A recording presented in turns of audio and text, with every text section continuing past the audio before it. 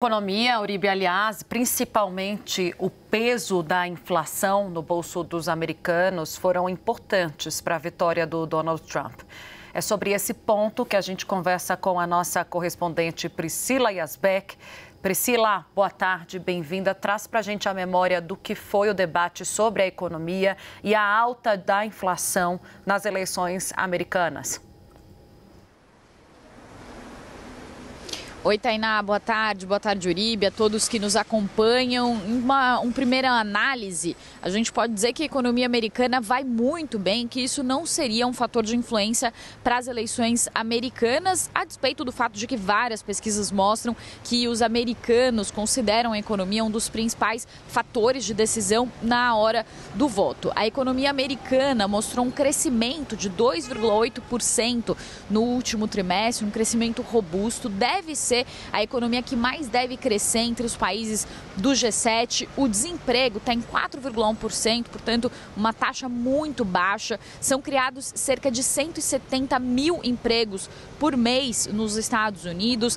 Também os salários dos americanos subiram 3,9%. Então, todos esses dados mostram que há uma robustez da economia americana, que as coisas voltaram ao normal depois da pandemia e também depois da guerra na Ucrânia. A inflação está em 2,4%, mas esse é o ponto-chave para entender por que a economia influenciou tanto as eleições americanas. Esses 2,4% são inflação anualizada, mas que vem já de uma inflação muito alta, de um acúmulo de preços que pesou muito sobre o bolso do consumidor americano. Então, para dar apenas um dado, os preços hoje nos Estados Unidos estão 20% maiores do que estavam no início da gestão de Joe Biden. Então, numa análise, inclusive, que foi feita pelos nossos colegas da CNN americana, eles falaram o seguinte: quando você paga uma fortuna por uma xícara de café ou quando não tem dinheiro para comprar uma casa, esses dados não têm importância, os dados positivos da economia,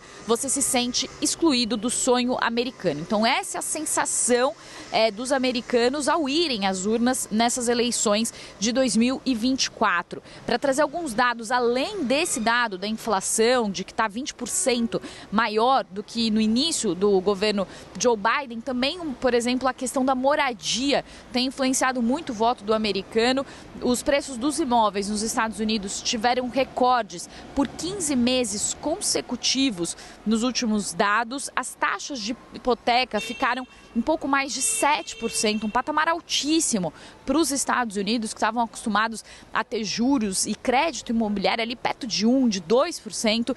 Também só 2,5% das casas trocaram de proprietários, que é o menor índice em 30 anos, ou seja, as pessoas não estão conseguindo trocar de imóveis nos Estados Unidos. E esse dado também é um dado importante que eu vou falar agora: metade dos locatários americanos desembolsou mais de 30% da sua renda com aluguel em 2023, muitos americanos incomodados também com o custo dos aluguéis e das moradias. Uma outra pesquisa ainda mostra que não é só na classe mais baixa americana que esse incômodo é percebido. O Bank of America, que é um dos maiores bancos do mundo, fez uma pesquisa dizendo o seguinte, que aqueles que ganham mais de 6 dígitos, mais de 150 mil dólares, portanto, pessoas que a gente consideraria ou que numa primeira vista seriam consideradas pessoas que são de classe alta e que não sofreriam com esse aumento dos preços, dessa pesquisa mostra que 1/5 delas vive com os que têm de salário, que eles chamam de paycheck to paycheck, ou seja, usam 95%